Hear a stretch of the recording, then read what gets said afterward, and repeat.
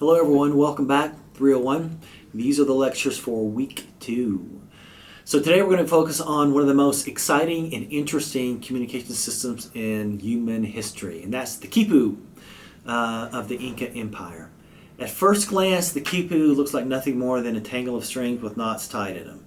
But then when we really look at it and look at what it does, it becomes really clear that it was a profound tool for communication, memory, and social organization. The Quipu wasn't writing in the traditional sense, but there was information there.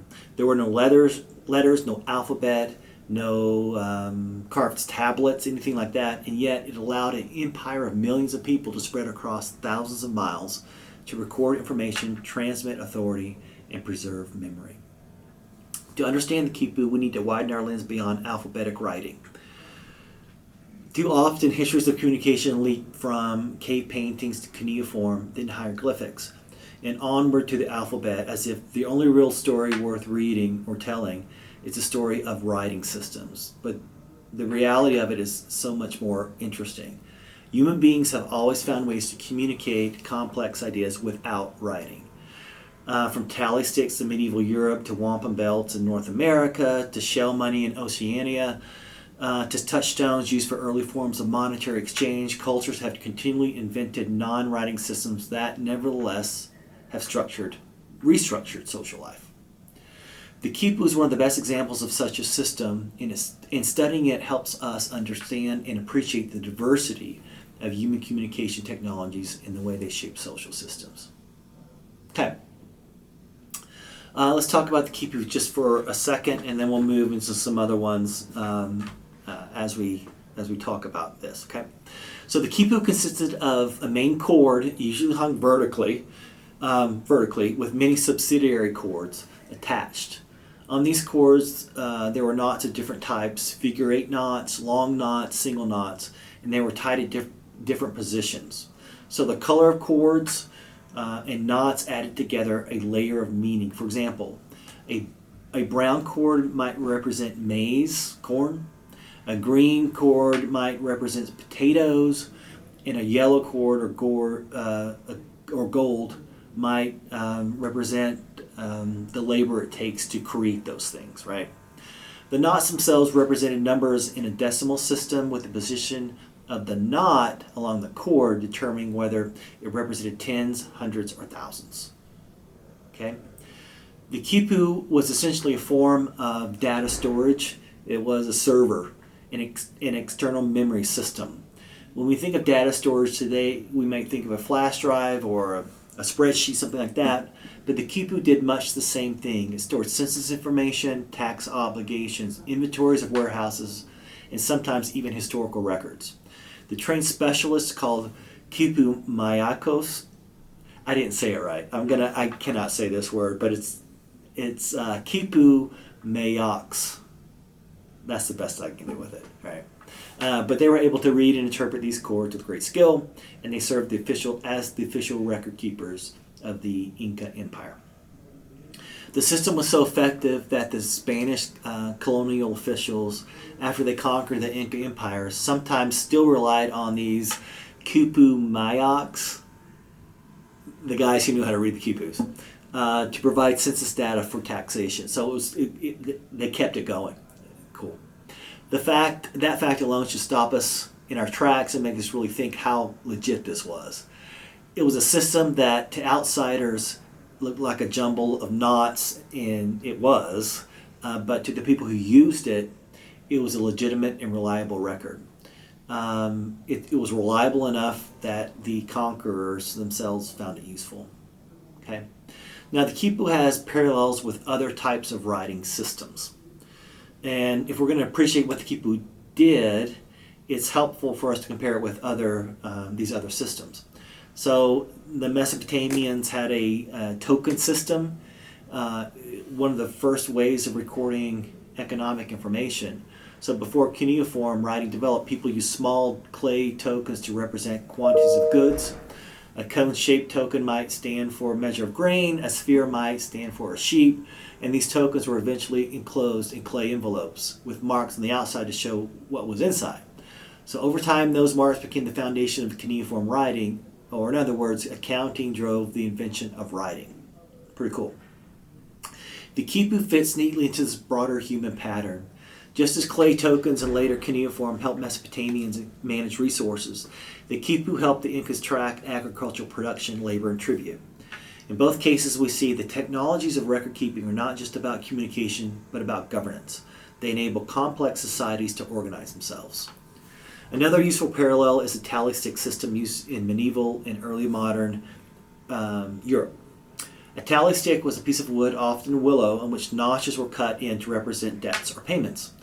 The stick was then split lengthwise so that each party of the transaction had a matching half.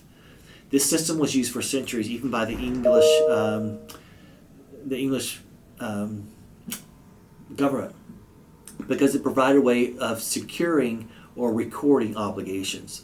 The split stick was almost impossible to forge, since the only two halves that were there fit together perfectly, and if you brought something else in that didn't fit perfectly, you'd know right away. Okay, we see the same principle used in the Quipu. It's a physical object encoded with a system of marks or cuts, and it becomes a trusted record.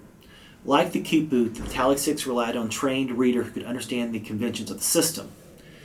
And like the Quipu, tally sticks were eventually destroyed, famously when the English Parliament burned them in the 1830s.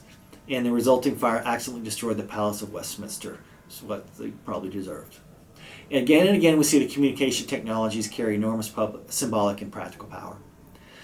A North American example is the wampum belts among several native tribes. Those belts were woven from shells. They recorded treaties, agreements, and histories. To someone who didn't know, by just looking at it, the wampum belt might look like a decorative beadwork piece of clothing, but for trained readers, each pattern carried a meaning. So like the Quipu, the wampum belts were not writing, but they were a form of symbolic record that bound communities together. So by looking at all these different examples side by side, we can see that human communication has always been broader than writing, and writing is just one branch of a much larger tree of symbolic meaning. Okay, next, there are media ecology connections to all of this. So the Quipu illustrates the central idea to media ecology. Harold Innis, you guys have read a little bit of him, argued that different communication technologies have different biases toward time and space. We talked about that before, I think. A time-binding medium like stone carving or knotting cords preserves information across generations. A space-binding medium like papyrus or radio carries information quickly across a distance. And the Quipu had elements of both of those. It could preserve records for long periods, but it was also portable and carried information across the empire. Lewis Mumford's he's got a concept called he calls it techniques of community, and that applies here as well. The Quipu was not just a neutral tool; it shaped the very way that the Inca Empire organized itself. So without the Quipu, the centralized bureaucracy of empire would have struggled to function. The cords tied people into the imperial system just as surely as roads and armies did. Neil Postman, the media ecologist, talks about the mythic dimension of technology, and that idea can be useful here too. So for the Incas, the Quipu was not just a tool, it was an unquestioned part of life, kind of like our phones or something like that. So when the Quipu Mayak, the readers of the Quipu, announced the contents of the knots, that information carried authority. It was trusted, it was truth. And that's what it means for technology to become mythic. It disappears in the background of the culture and is taken for granted as natural. And I want to talk about some modern comparisons of this now. So we'll fast forward to today. We'll look at the QR code or barcode. We see the same exact thing as the Quipu. To the untrained eye, it's just a set of black and white lines or a jumble of dots, but to a scanner, it's information, prices, inventory, product details, websites, whatever. It references all of that. So without barcodes, modern commerce, how we function almost daily, would come to a halt, right? Blockchain technology is another example. Blockchain ledger may contain nothing more than a series of data, digital entries, but it carries enormous trust because of its structure. Like a tally stick or the Quipu, it's valued for not what it looks like, but what the system meaning and verification behind it. So even something as mundane as a spreadsheet is a modern Quipu. Rows and columns filled with numbers. Entire businesses are run by these spreadsheets. Governments, even personal lives are affected by these spreadsheets themselves. So just as the Quipu Mayak was trained to read knots, modern professionals are trained to read spreadsheets and databases. Okay. So what the Quipu teaches us, what does this all mean, right? The lesson of the Quipu is that communication is not confined to alphabets and writing. Humans have always invented systems of signs to store memory, transmit authority, and bind communities together. Sometimes these systems look familiar, like letters carved in stone. Other times it looks strange, like knots, cords, beads on a belt.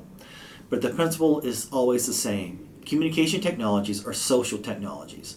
They carry power, they structure life, and they shape how people understand the world. When we study the Quipu, we are reminded that our current systems, databases, and QR codes, blockchains, all that sort of stuff, are not inevitable. They're inventions just like knots or cords. And like the Quipu, they will one day be replaced or forgotten by the next technology. Communication technologies rise, they shape societies, and they pass away. But in their time, they feel mythic, natural, and unquestionable. Okay, great. Go to the learning check for this one. I think I'm going to call it Quipu. And take that and come back for the second lecture. Thanks.